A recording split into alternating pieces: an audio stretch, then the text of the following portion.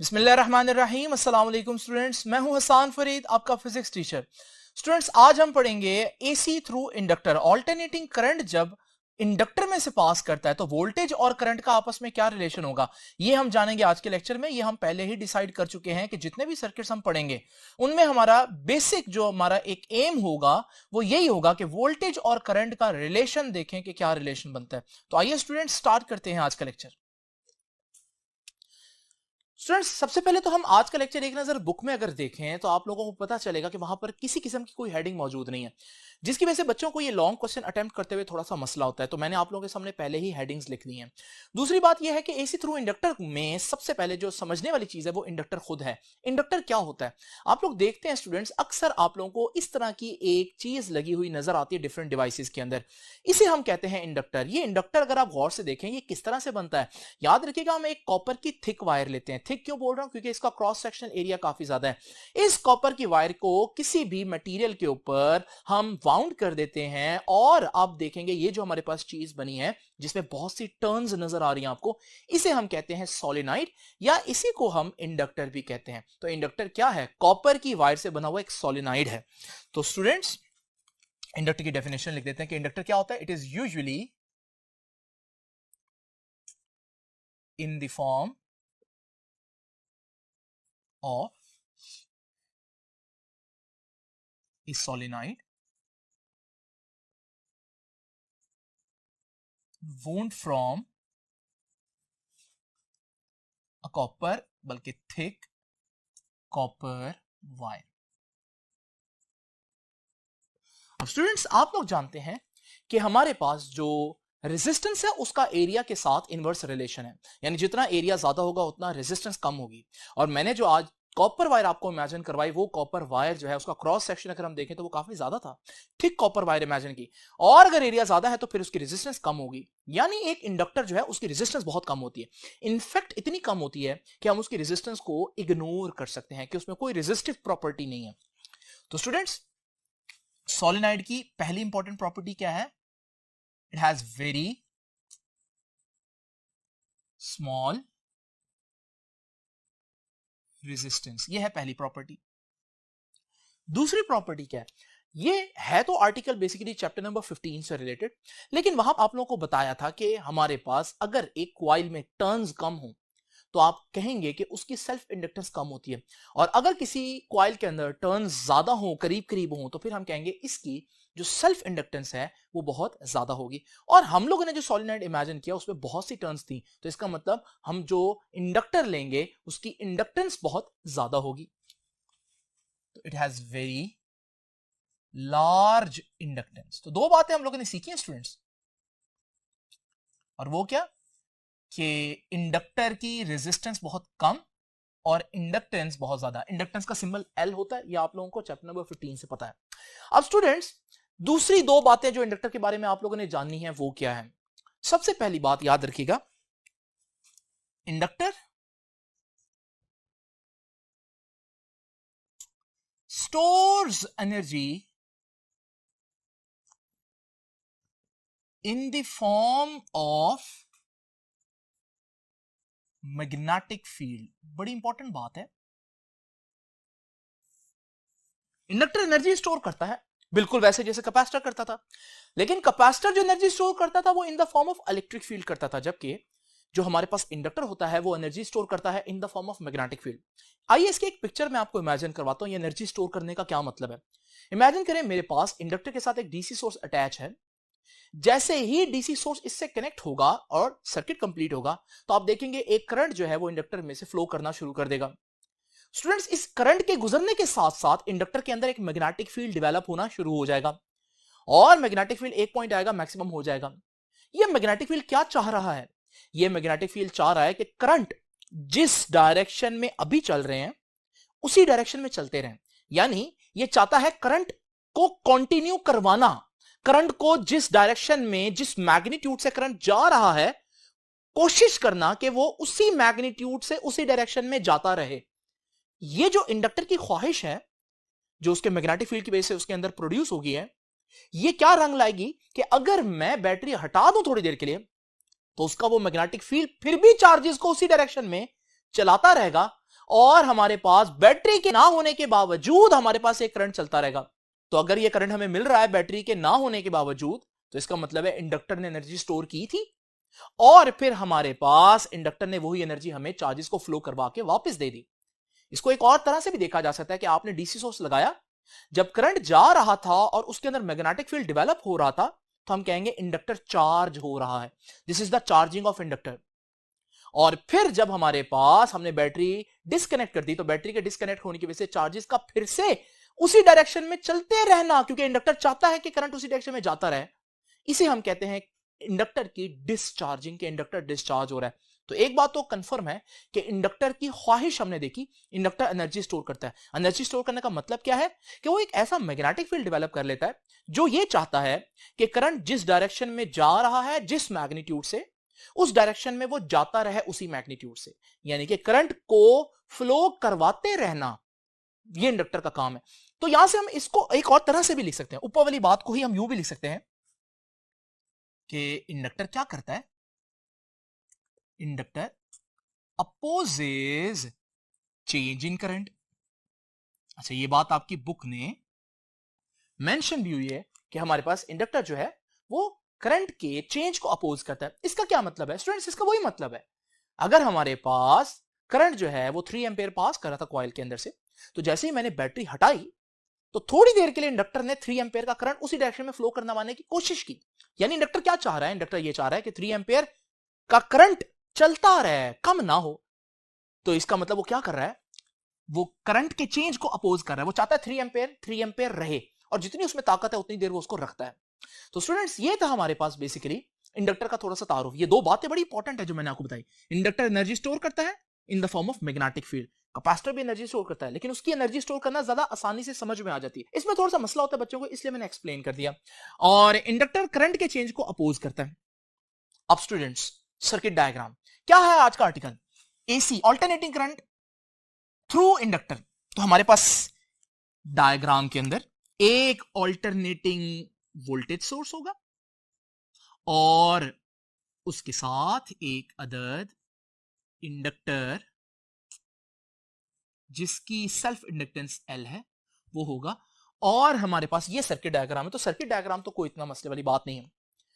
अब स्टूडेंट्स, मैंने आप लोगों को बताया कि किसी भी सर्किट में, चैप्टर नंबर 16 में कोई भी सर्किट पढ़ेंगे, हमारा काम एक ही होगा। वो काम क्या होगा?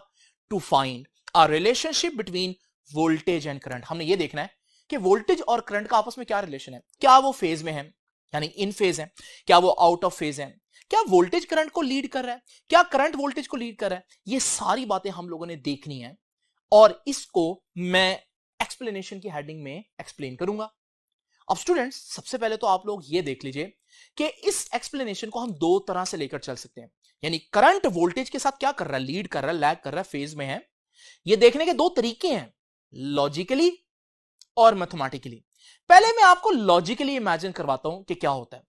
तो स्टूडेंट्स, जरा इमेजिन करें कि हमारे पास एक बैटरी के साथ इंडक्टर लगा हुआ है। अभी मैंने आप लोगों को बताया कि अगर उसमें से करंट पास कर रहा है तो इंडक्टर के अंदर एक मैग्नेटिक फील्ड बन जाएगा और वो मैग्नेटिक फील्ड चाहता है कि चार्ज जिस रास्ते पर जा रहे हैं उसी रास्ते पर जाते रहें, यानी कि करंट अपने आप को चेंज ना करे। तो स्टूडेंट्स, जैसे ही मैं आपके पास वोल्टेज सोर्स हटा दूंगा, वो जो मैग्नेटिक फील्ड है वो चार्जेस को फिर भी उसी डायरेक्शन में मूव करवाता रहेगा, यानी कि हमें करंट मिलेगा इवन जबकि वोल्टेज मौजूद नहीं होगी।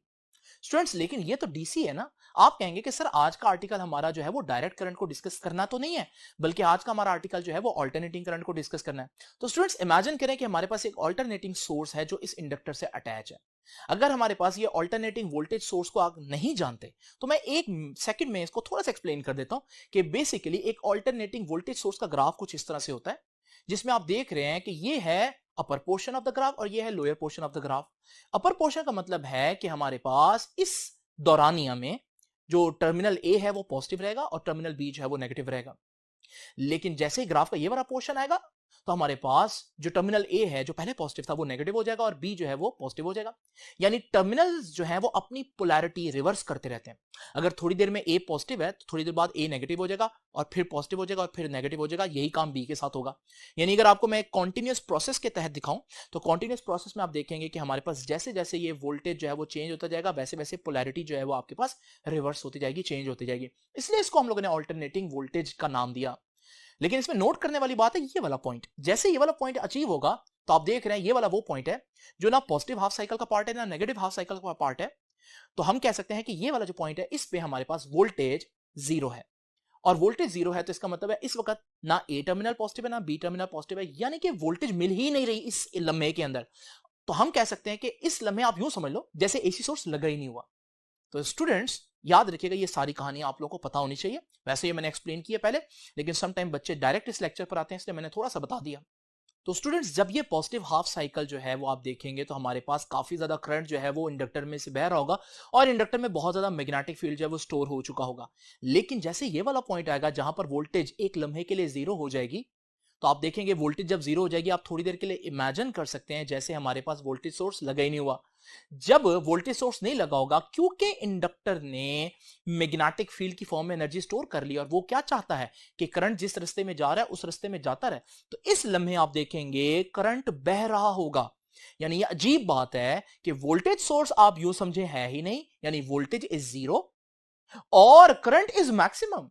तो ये अजीब बात आप लोगों ने देखी इंडक्टर के अंदर कि इंडक्टर में अगर हम लॉजिकली देखें, जो मैंने अभी आपको बताया कॉन्सेप्चुअली सिर्फ देख लें, मैथमेटिक्स को छोड़ दें थोड़ी देर के लिए, तो हमने देखा जिस लम्हे वोल्टेज सोर्स का वोल्टेज जीरो होता है उस लम्हे क्योंकि इंडक्टर ने एनर्जी स्टोर की होती है तो वो बहुत डिस्चार्ज होता है और करंट मैक्सिमम होता है। आप इसका ऑपोजिट भी सपोज कर सकते हैं, जिस लम्हे वोल्टेज मैक्सिमम होगी उस लम्हे करंट जीरो होगा।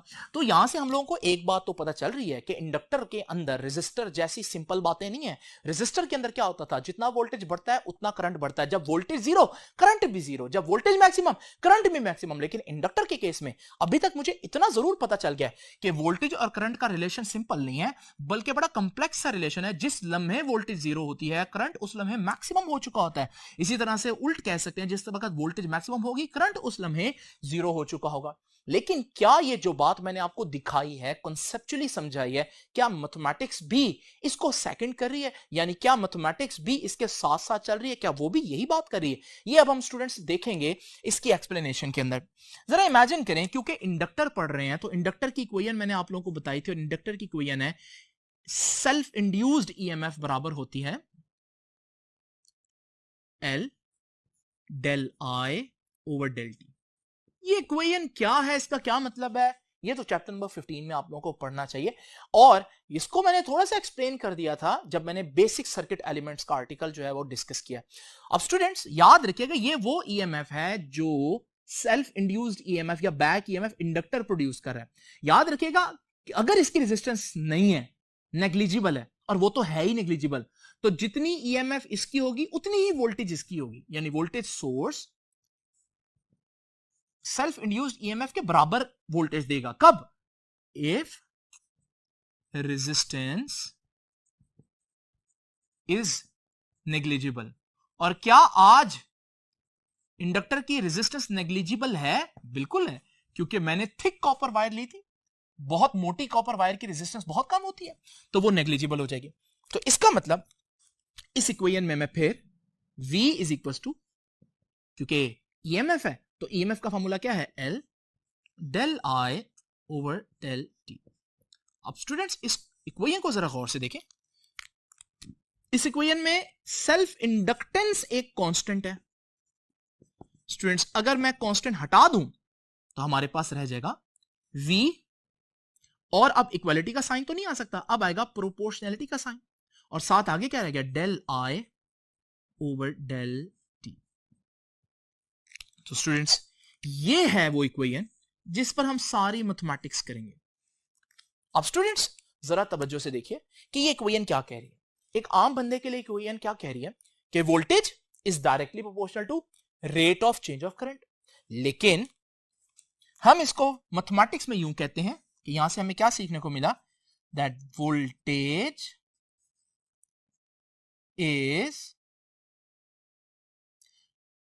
proportional to slope of current। बड़ी ही इंपॉर्टेंट बात है, इसकी ज्यादा डेप्थ मैंने लास्ट लेक्चर में दी थी। आज हम लेक्चर को उतना ज्यादा तवील नहीं करेंगे, तो बस इतनी बात याद रखिएगा कि voltage is proportional to slope of current. Voltage का ताल्लुक स्लोप ऑफ करंट से है। ये क्या है? Del I over del T. क्या है ये स्लोप ऑफ करंट है। तो अगर मेरे पास किसी तरह से करंट की स्लोप आ जाए तो जो करंट की स्लोप होगी वही वोल्टेज होगी। लेकिन उसके लिए तो पहले मेरे पास करंट का ग्राफ हो ना। करंट का ग्राफ होगा तो मैं उसकी स्लोप निकालूंगा। तो स्टूडेंट्स, करंट आपको मालूम है ऑल्टरनेटिंग वोल्टेज कौन सा करंट प्रोड्यूस करती है? ऑल्टरनेटिंग करंट प्रोड्यूस करती है। तो मैं यहां पर आपके सामने पहले ही ऑल्टरनेटिंग करंट जो है वो बना देता हूं।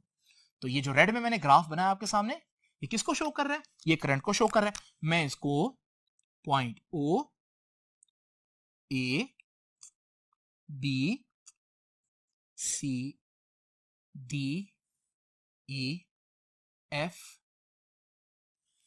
नाम दे देता हूं। अब स्टूडेंट्स, करंट का ग्राफ मेरे पास आ गया, क्योंकि मुझे मालूम है करंट कैसा होगा। करंट तो साइनोसॉइडल होगा, ऑल्टरनेटिंग करंट होगा। अब वोल्टेज मैंने निकालना है, क्योंकि आज का काम क्या है? किसी भी सर्किट को एनालाइज करने में हम लोगों ने क्या करना होता है? वोल्टेज और करंट का रिलेशन फाइंड आउट करना होता है। तो वोल्टेज और करंट का रिलेशन तो तब फाइंड आउट होगा जब वोल्टेज भी होगा और करंट भी होगा। करंट तो है लेकिन वोल्टेज नहीं है अभी मेरे पास। तो वोल्टेज कैसे निकालूंगा? वोल्टेज करंट की स्लोप के बराबर आ सकता है। तो इसका मतलब अगर मेरे पास करंट की स्लोप आ जाए तो फिर मेरे पास वोल्टेज भी आ सकती है। अब करंट की स्लोप कैसे निकालेंगे? तो स्टूडेंट्स, इसके लिए मैंने आप लोगों को लास्ट टाइम स्लोप का कॉन्सेप्ट दिया था। अभी आसान बात यह है कि स्लोप का सबसे आसान कॉन्सेप्ट यह है कि आप देखें किसी चीज पर चढ़ना कितना आसान या कितना मुश्किल है। जरा इमेजिन करें, 2-3 डिफरेंट सिनेरियोज इमेजिन करते हैं। एक शख्स इस जगह पर चल रहा है जो बिल्कुल हॉरिजॉन्टल है, इस पे तो चढ़ाई है ही नहीं ना, तो हम कहेंगे यहां पर स्लोप 0 है। और फिर इसी तरह से अगर आप एक शख्स को इस पॉइंट पर देखें तो आप देखेंगे यार यहां पर उसको थोड़ा बहुत चलना मुश्किल हो रहा है, तो हम कहेंगे यहां पर स्लोप है, पॉजिटिव है, क्योंकि चढ़ाई है तो पॉजिटिव है, लेकिन इतना मुश्किल नहीं है, फिर भी चढ़ लेगा आराम से, तो हम कहेंगे यहां पर स्लोप कम है। ठीक है जी। इसी तरह से अगर हम ये वाला सिनेरियो लें तो आप देखेंगे यहां पर वो चढ़ाई भी है तो स्लोप पॉजिटिव है, लेकिन साथ साथ आप देख रहे हैं कि चढ़ना बहुत मुश्किल है, तो हम क्या कहेंगे? स्लोप जो है वो पॉजिटिव भी है और हाई भी है, क्योंकि चढ़ना बहुत मुश्किल है इस पे। इसी तरह से स्टूडेंट्स, आप चढ़ाई की बजाय अगर ये वाली एग्जांपल देखें तो इसमें आप देखेंगे एक शख्स नीचे उतर रहा है, तो अब आप कहेंगे स्लोप नेगेटिव है।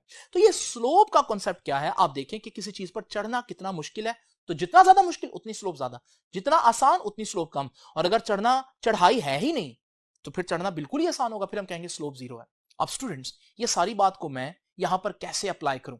ये देखिए, ये है हमारा ऑल्टरनेटिंग वोल्टेज का, ऑल्टरनेटिंग करंट का ग्राफ। इस ग्राफ को जरा इमेजिन करें और इसमें पॉइंट ए को देखें। स्टूडेंट्स, पॉइंट ए पर आप देखना चाहते हैं, ये करंट का ग्राफ है, पॉइंट ए पर आप करंट के ग्राफ की स्लोप निकालना चाहते हैं। क्यों निकालना चाहते हैं? क्योंकि अगर मेरे पास करंट के ग्राफ की स्लोप आ गई तो फिर समझे मेरे पास वोल्टेज आ गया। तो स्टूडेंट्स, जरा देखिए इस पॉइंट ओ पर अब कैसे निकालें अब कैसे निकालें स्लोप ऑफ करंट? तो स्टूडेंट्स, जरा यहां पर एक टेंजेंट ड्रॉ करें।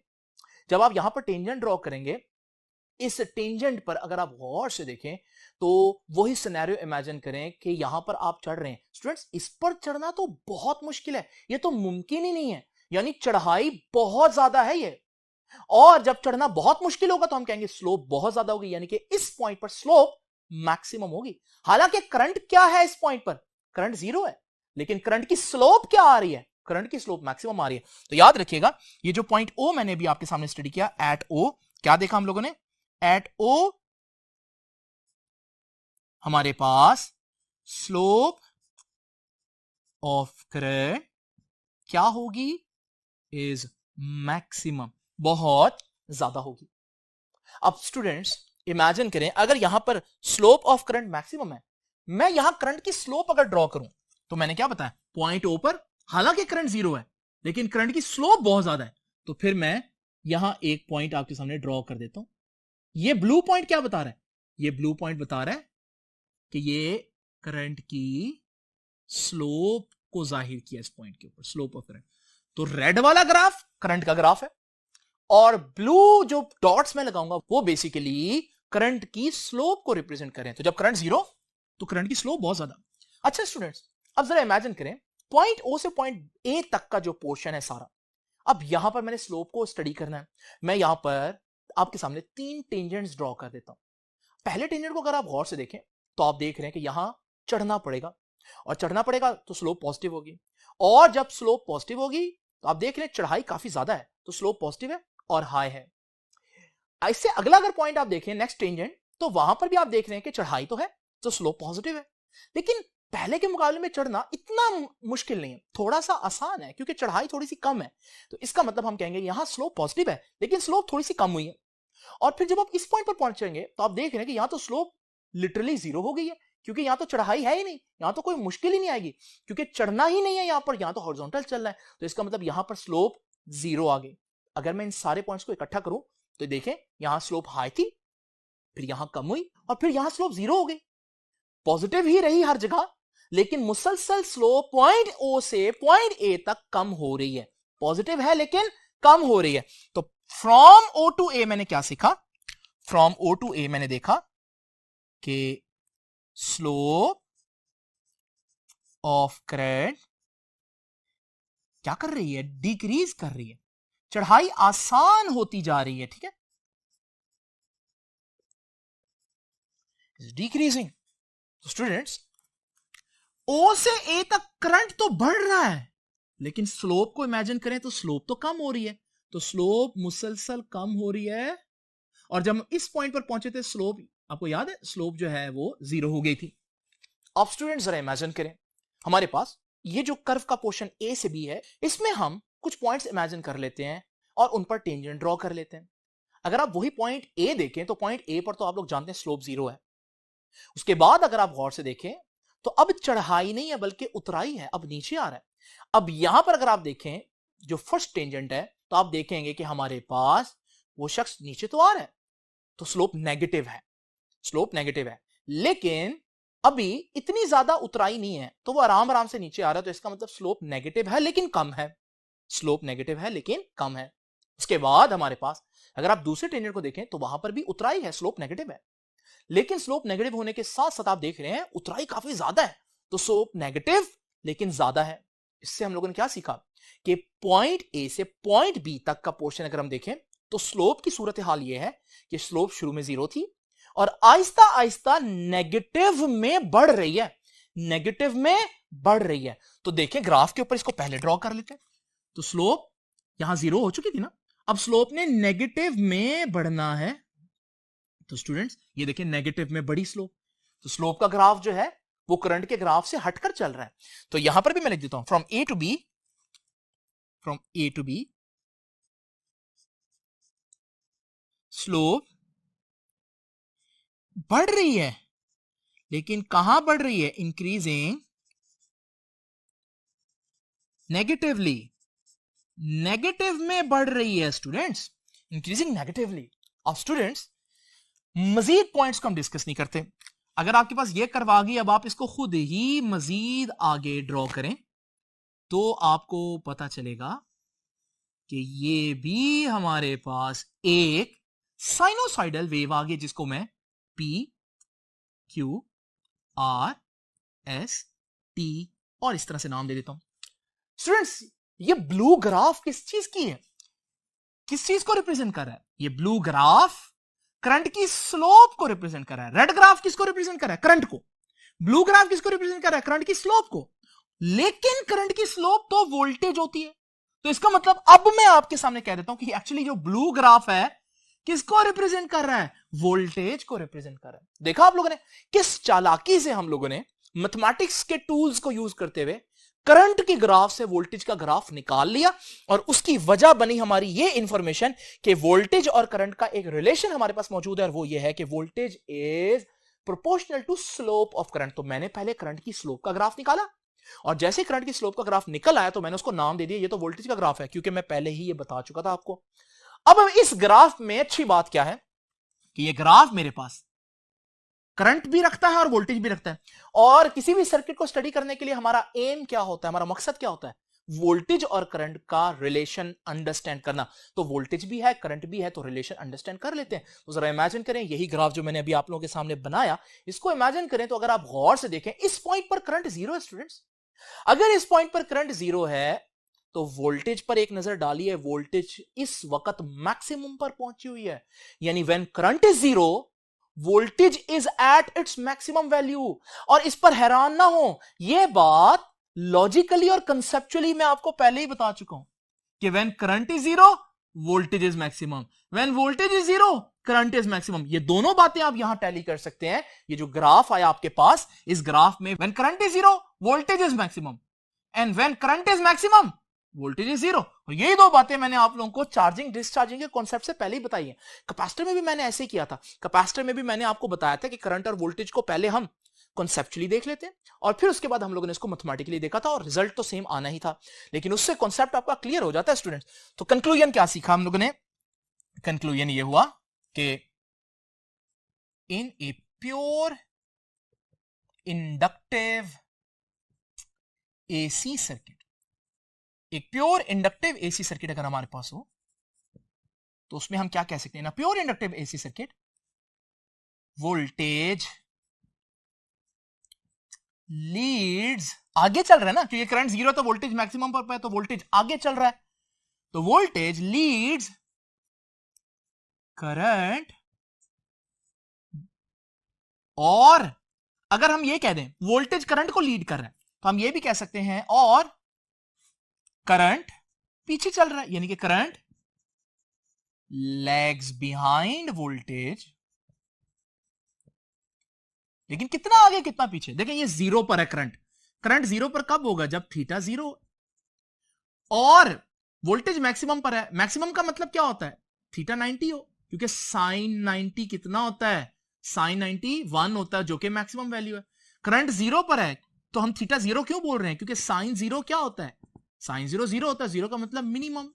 तो इसका मतलब जब करंट मिनिमम है वोल्टेज मैक्सिमम है, तो हम कहेंगे कितना आगे चल रहा है? जब इसका फेज 0 डिग्री था तो इसका फेज 90 डिग्री है, यानी डिफरेंस कितना हुआ? 90 डिग्री का। तो lags behind voltage by 90 degree, और 90 डिग्री को हम रेडियंस में पाई बाय 2 रेडियन कहते हैं, ये आप सबको पता ही है। अब स्टूडेंट्स ये बात कि ये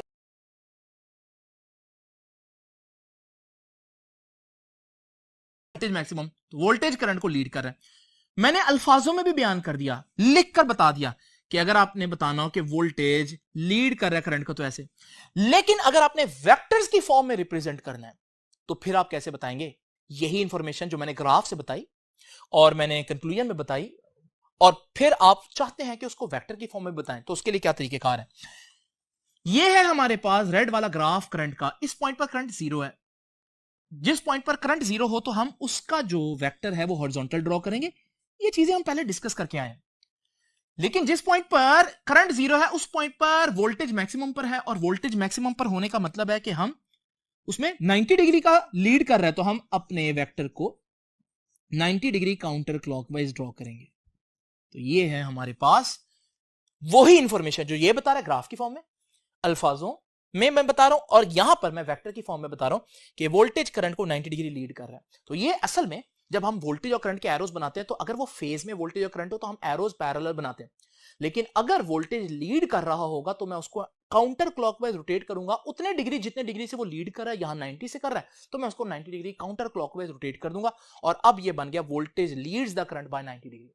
स्टूडेंट्स ये तो हमारे पास लेक्चर का फर्स्ट पोर्शन कंप्लीट हो गया, जिसमें आप लोगों ने ये पता लगाया कि वोल्टेज और करंट का आपस में क्या रिलेशन है। कुछ मजीद चीजें हैं जो आप लोगों की बुक ने डिस्कस की हैं। स्टूडेंट्स इससे पहले कि मैं आपको मजीद चीजें बताने के लिए नेक्स्ट बोर्ड पर जाऊं, आप लोगों ने देखा कि करंट और वोल्टेज का ये जो 90 डिग्री का फेज डिफरेंस है, यहां पर इस तरह से बताया ग्राफ पर, अल्फाजों में इस तरह से बयान किया, वेक्टर की फॉर्म में इस तरह से बताया। लेकिन आप सोच रहे होंगे सर्किट में फिजिकली ये कैसा दिखेगा? तो याद रखिएगा फिजिकली कुछ इस तरह से दिखेगा। अगर हमारे पास एक वोल्टेज सोर्स और एक इंडक्टर उसके साथ अटैच हो, और मैं वोल्टेज मेजर करने के लिए पैरेलल में एक वोल्ट मीटर और करंट मेजर करने के लिए सीरीज में एक एमीटर लगाऊं, तो फिर आप देखेंगे कि हमारे पास करंट और वोल्टेज के मीटर्स पर उनकी जो नीडल्स की मूवमेंट है, अगर वो एनालॉग मीटर्स हैं, और अगर आप इसको किसी भी पॉइंट पर रोकें तो आप देखेंगे जिस लम्हे वोल्ट मीटर पर 0 रीडिंग आ रही है उस लम्हे करंट पर मैक्सिमम आ रही है। और फिर आप इसको चलने दें तो फिर अगर आप कहीं पर और रोकें तो आपको पता चलेगा जिस लम्हे करंट पर 0 आ रहा है उस वक्त वोल्टेज पर मैक्सिमम आ रहा है, यानी कि वोल्टेज करंट को 90 डिग्री लीड कर रहा है। तो स्टूडेंट्स अब चलते हैं नेक्स्ट बोर्ड पर और देखते हैं मजीद क्या चीजें हैं जो हमें देखनी है। स्टूडेंट्स जैसे कि आप लोग जानते हैं कि हर सर्किट एलिमेंट, चाहे वो रेजिस्टेंस हो, चाहे वो कैपेसिटर हो, चाहे वो इंडक्टर हो, करंट को कुछ ना कुछ अपोज जरूर करता है। लेकिन हर ऑपोजिशन को रेजिस्टेंस नहीं कह सकते, क्योंकि रेजिस्टेंस क्या है? रेजिस्टेंस वो ऑपोजिशन है जो रेजिस्टर देता है करंट को रोकने के लिए। रेजिस्टर जो ऑपोजिशन देता है, जो मुखालफत करता है, उसको सिर्फ रेजिस्टेंस कहेंगे। अगर मेरे पास एक इंडक्टर हो तो इंडक्टर भी करंट को रोकने की कोशिश करेगा। इंडक्टर करंट को जितना अपोज करेगा उसको मैं रेजिस्टेंस नहीं कहूंगा, उसकी ऑपोजिशन के लिए मेरे पास एक खास नाम है, वो नाम है इंडक्टिव रिएक्टेंस।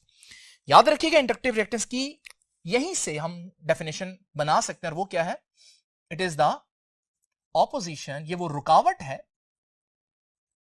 जो कौन डालता है? It is the opposition offered by an inductor.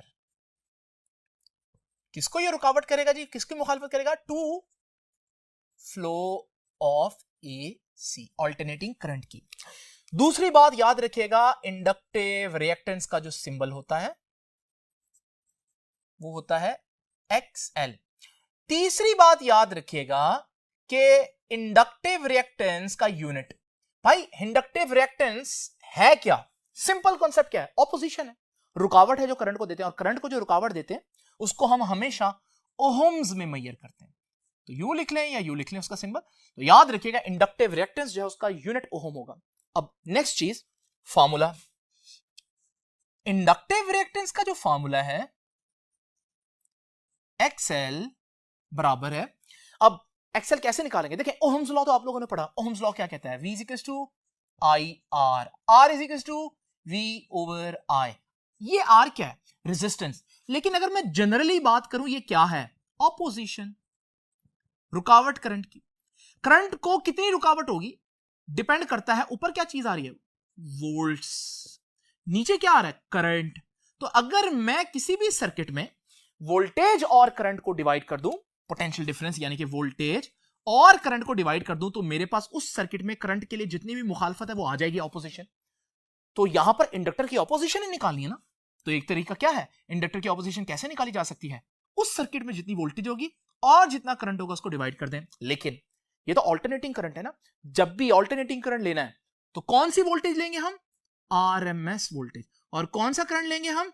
RMS current लेंगे। Root mean square. तो इसका मतलब ये कोई नई चीज नहीं है, ये वही ओहम्स लॉ को लिखने का अंदाज है इंडक्टर के लिए।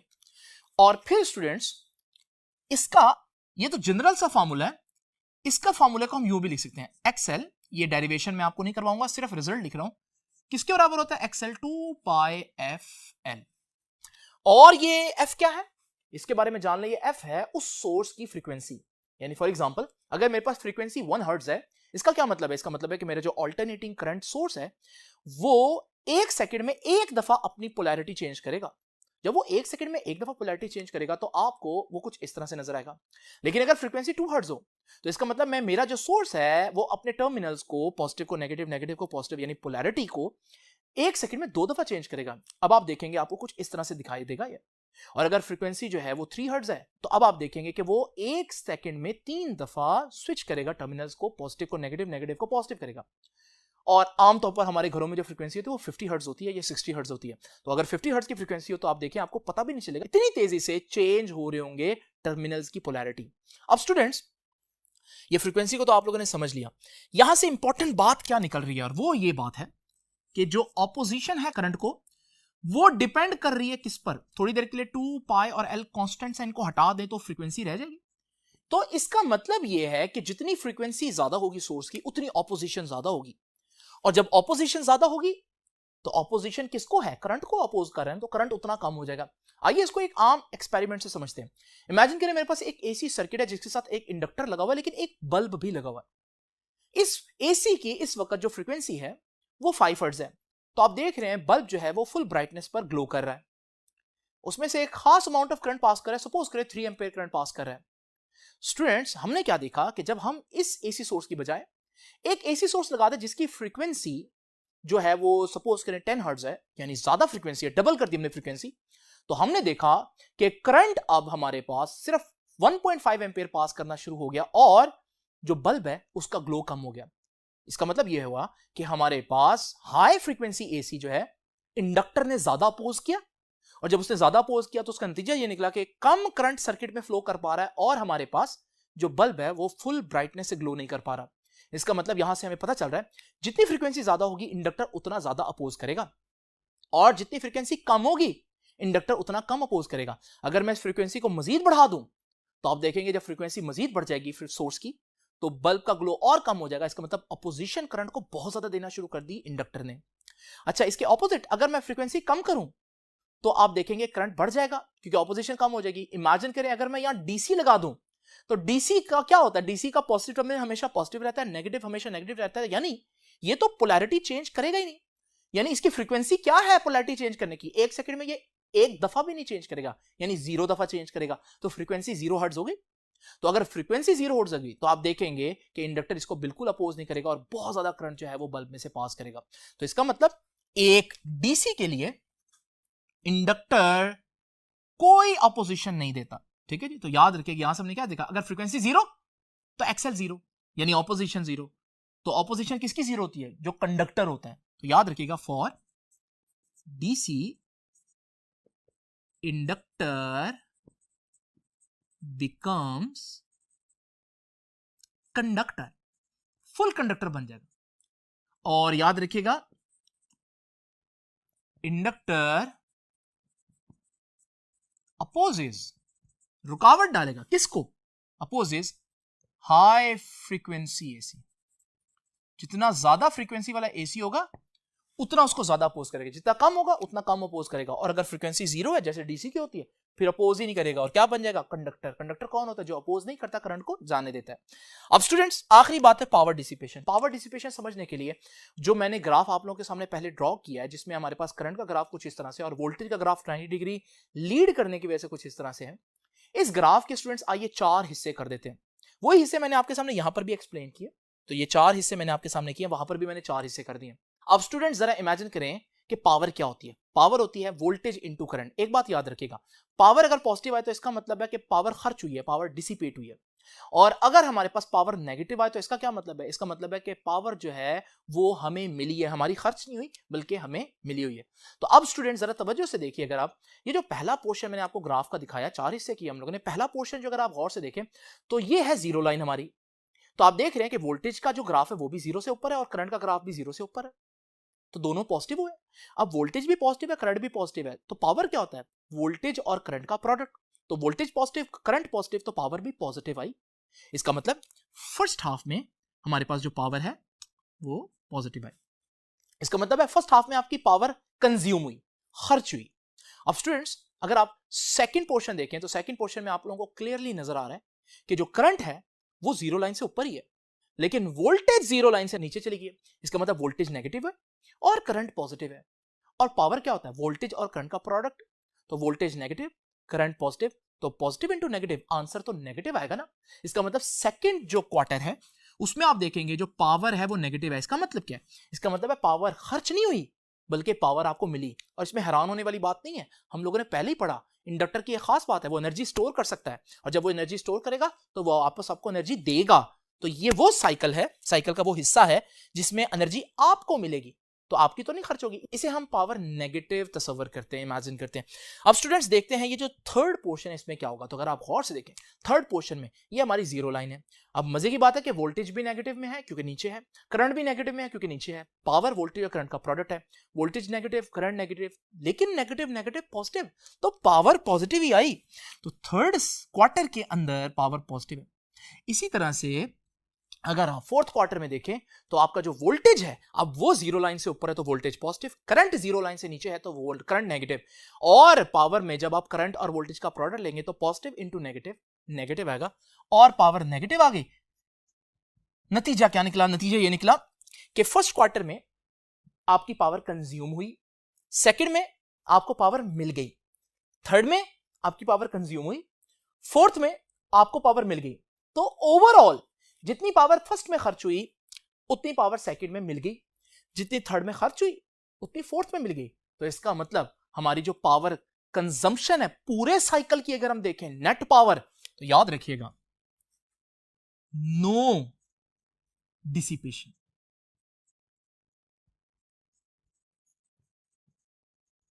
इन प्योर इंडक्टिव AC सर्किट, यानी हम कह सकते हैं कि हमारे पास एक प्योर इंडक्टर एनर्जी कंज्यूम नहीं करता। आप सोच रहे होंगे कि सर ये तो बड़ी जबरदस्त बात है, लेकिन यहां पर ये भी सोच लें कि प्योर इंडक्टर एग्जिस्ट भी नहीं करता। प्योर इंडक्टर जो है वो सिर्फ और सिर्फ हम थ्योरी में ही इमेजिन कर सकते हैं, क्योंकि आपके जितने भी इंडक्टर है वो किसी ना किसी वायर से बने होंगे और उस वायर की कुछ ना कुछ रेजिस्टेंस लाजमी होगी। तो इसका मतलब प्योर इंडक्टर तो हो नहीं सकता, तो कुछ ना कुछ एनर्जी आपकी कंज्यूम होगी, लेकिन आइडियली स्पीकिंग ये बात ट्रू है। और याद रखिएगा, इस वजह से ये जो हमारे पास सर्किट है, inductive circuit, pure inductive circuit, इसको एक और नाम देते हैं और वो नाम है wattless circuit. Wattless circuit, watt क्या है? पावर का यूनिट है। Wattless, no power is used. Students याद रखिएगा, आपकी बुक ने ये जो पावर डिसिपेशन है ये लास्ट पैराग्राफ में एक्सप्लेन की है, लेकिन वहां बच्चों को एक कंफ्यूजन होती है क्योंकि एक छोटी सी मिस्टेक होगी बुक से, और वो मिस्टेक ये है कि अगर आप यहां पर गौर से देखें तो वो कह रहा है सेकंड क्वार्टर के अंदर जो वोल्टेज है वो पॉजिटिव है और करंट नेगेटिव है, लेकिन अगर हम गौर से देखें तो हमें पता चलेगा सेकंड क्वार्टर ये है और सेकंड क्वार्टर में करंट पॉजिटिव है, वोल्टेज नेगेटिव है। ठीक है जी, तो इस वजह से बच्चों को थोड़ी कंफ्यूजन होती है, छोटी सी मिस्टेक है, इसको याद रखिएगा। ये था हमारा आज का लेक्चर। आई होप कि आज का लेक्चर आपको समझ में आया होगा। आपसे भी इंशाल्लाह मुलाकात होगी नेक्स्ट लेक्चर में, तब तक के लिए अल्लाह हाफिज।